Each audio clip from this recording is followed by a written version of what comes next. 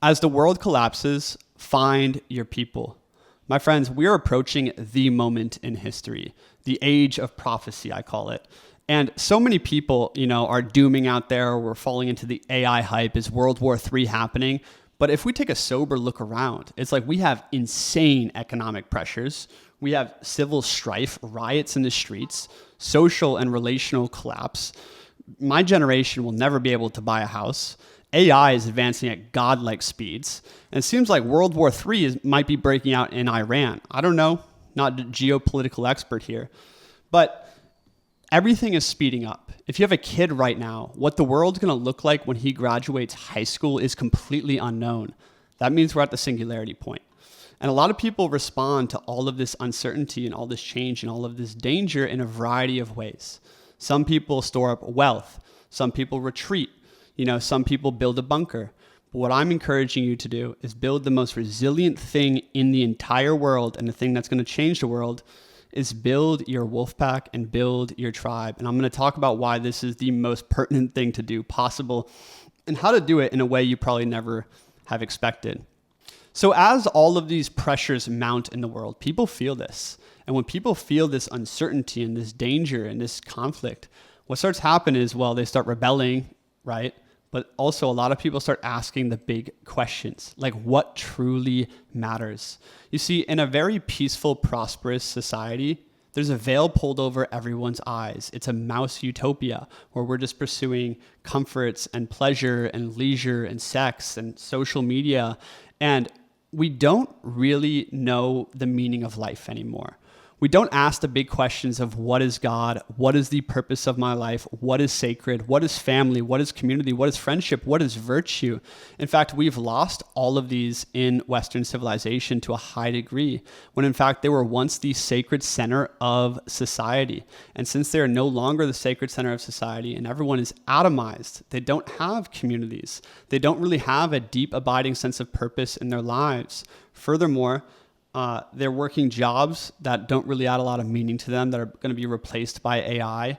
Like, we don't have the things that nourish the soul of humanity. And this is very painful, especially for the more sensitive and noble ones out there who watch this channel. You feel the pain of modernity deeply.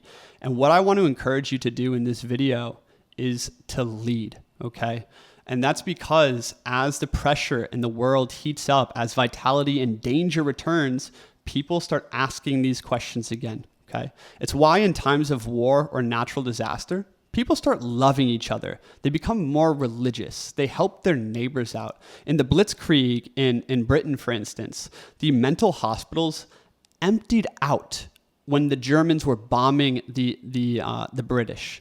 The mental asylums emptied out, and all of these people all of a sudden had meaning of helping their fellow citizen, of doing the medical stuff, saving people from the wreckage of houses.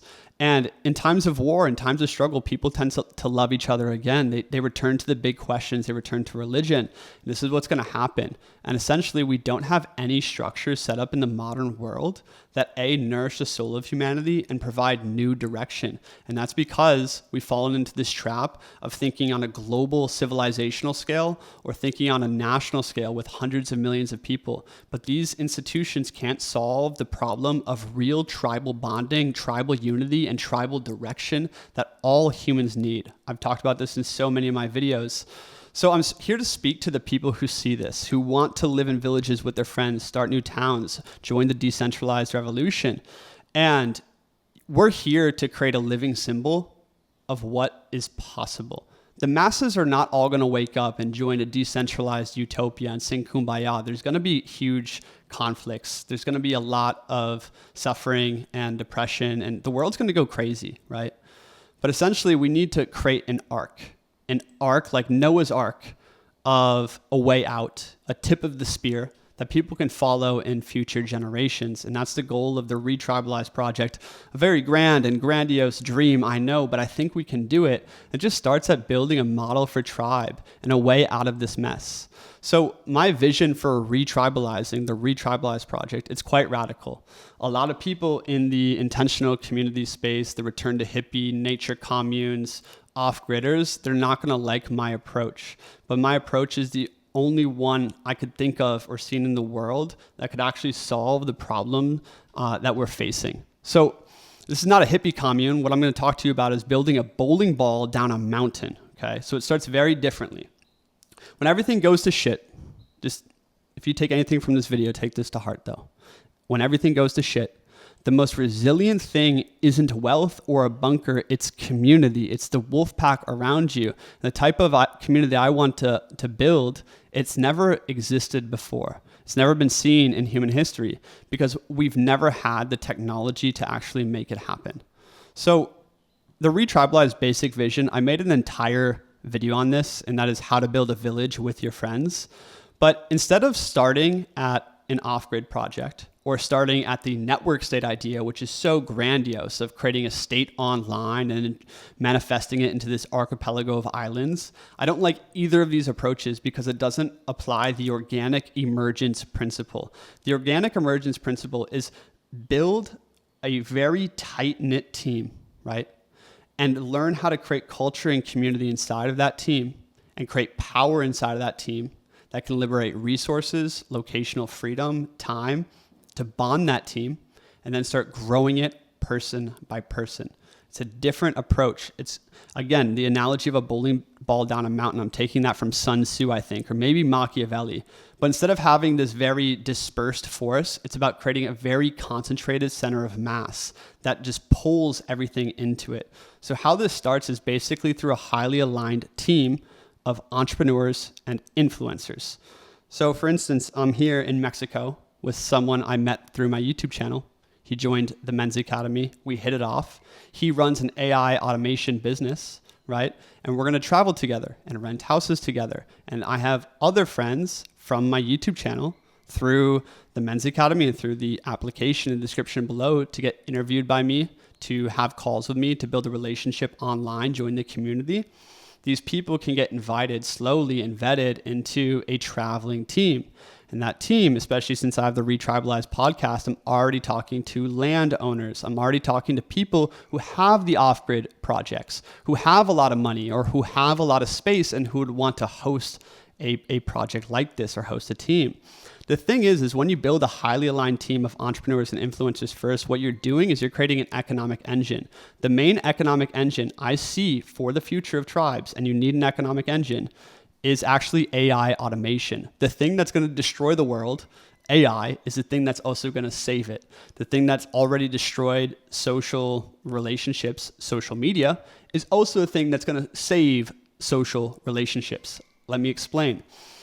Influencers have the power to filter the entire world to find highly aligned people. I make content like this. If you're watching this far, it means we share a lot in common already. And we can filter even deeper from this funnel to find people who think, feel similar to us, who are striving the same direction and have best friend potential, have tribe potential, have inner circle potential.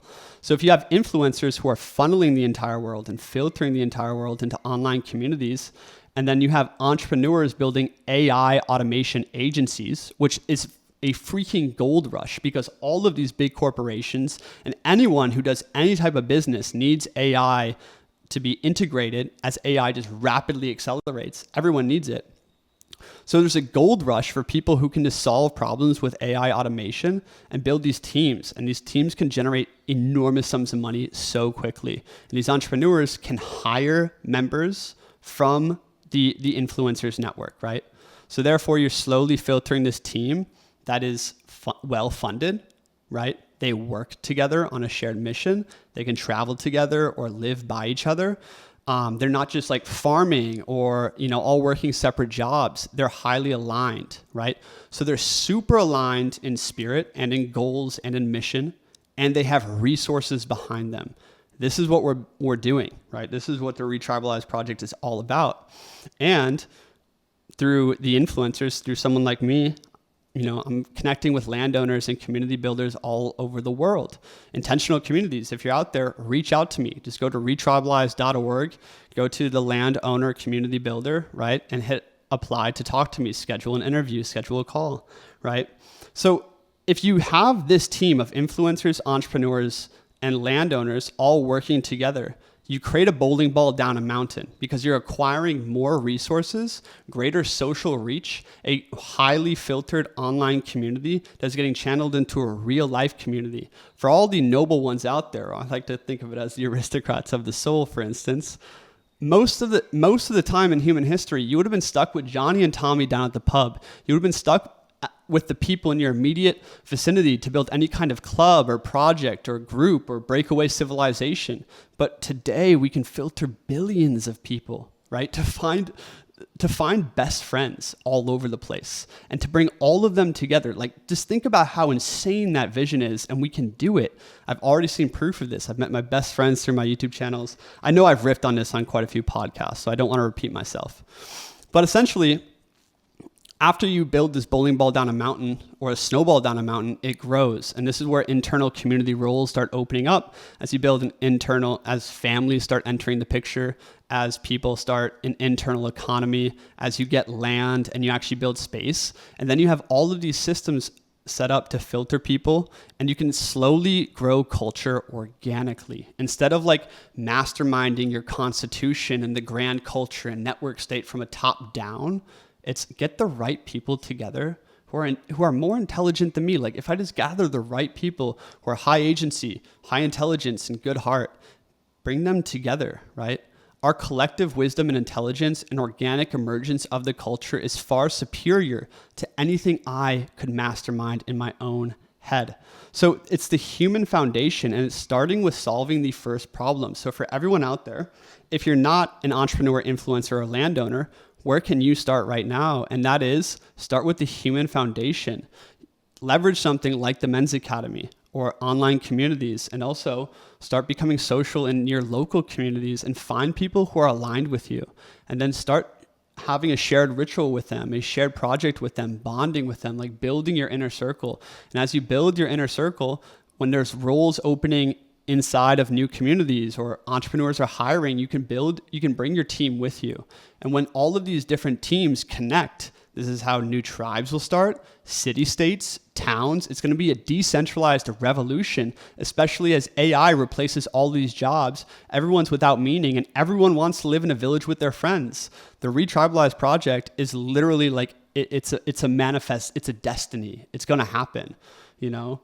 And yeah, this is what I see. And this is the arc out of the mess, because inside of this decentralized network of communities, you can start finding the sacred center of culture. And then from there, you can start actually aiming your people together towards an ideal where you strive together towards something, whether it's some kind of excellence or some kind of ideal or some kind of economic utopia, whatever it is. Each of these decentralized units can strive towards their own ideal. And I just want to emphasize that ReTribalize projects are all about tradition plus innovation, right? So it's coming back to that sacred center, that's tradition, right? But then applying the new tools, like building an AI automation empire inside of a tribe like this will fuel the dream. And a lot of people who are, tech, walkaways, like they deny tech, the trad right, a lot of these off-gridders, they're very wary of tech. And I respect it, totally understand. But an off-grid, tiny little settlement somewhere in America is probably not the thing that's going to withstand what is coming. It's the retribalized communities that use the world as it is to break away from the world to start something new, but keep a foot in it. And that's kind of why I think like tradition plus innovation is going to be the ticket out of this. So real quick here, I talked about decentralization in my last episode. It's probably episode 6 or 7, where I talked about nation states, centralization, and the move to decentralization. But I just want to draw some historical parallels here that are fresh and new, so I'm not repeating anything. Basically, in the past, the printing press led to the Protestant Revolution. All of a sudden, when the printing press came out, it created widespread literacy and Bible reading. And everyone started Bible reading, and they had their own like more personal relationship to God. They lost faith in the Catholic Church, and the Protestant Revolution kicked off in a 30 years war, and it transformed the world. The Protestant Revolution led to the birth of America, new city-states, new colonies, all of these different things, right? And also, this, you could draw a parallel to today, a rhyme to today, is that social media will lead to retribalizing, because social media destroyed the already crumbling social bonds. Like, people are just on their phones. We don't really talk to each other in real life anymore. So it's destroyed social relationships, but it's also given us a tool to create new ones to get us out of the mess. This is like the trickster archetype. It's like the trickster is the thing. The trickster is the one who spots the speck of white on the perfectly black clothing, right? It's like the speck out of the darkness, right? And I think social media, AI, these things, they're tremendous forces of good and evil. It's just how you use it. Another historical parallel is gunpowder and the industrial revolution. Gunpowder created armies that could kill knights, and these armies led to greater centralization of power, because you needed nation states to protect and war against each other. And this was kind of happening just before the Industrial Revolution. And then we had steam engines come along, and the Industrial Revolution and manufacturing and infrastructure, and it created these centralized nation states of millions and millions of people. But the internet, cryptocurrency, global travel, these things already created the technology and infrastructure for decentralization, for the return. So I'll link the last episode about centralization in the end screen, or you can just go find it on the podcast. And the last thing I want to leave you with is retribalizing puts community first, and community as the most resilient thing. And it's not open to everyone. It's highly filtered. I don't think we need a lot of regulation or laws or to top-down authority inside of a community that's highly vetted to start with. If everyone is of a certain level of consciousness and sovereignty and alignment coming in, it's going to create an organic emergence of something really beautiful. And then together we can figure out the great problems of our age. None of us can solve these problems alone, and none of us will flourish alone. I hate all of this advice about, the AI revolution is here, just start building this project or do this to protect yourself or invest in this way. It's all bullshit.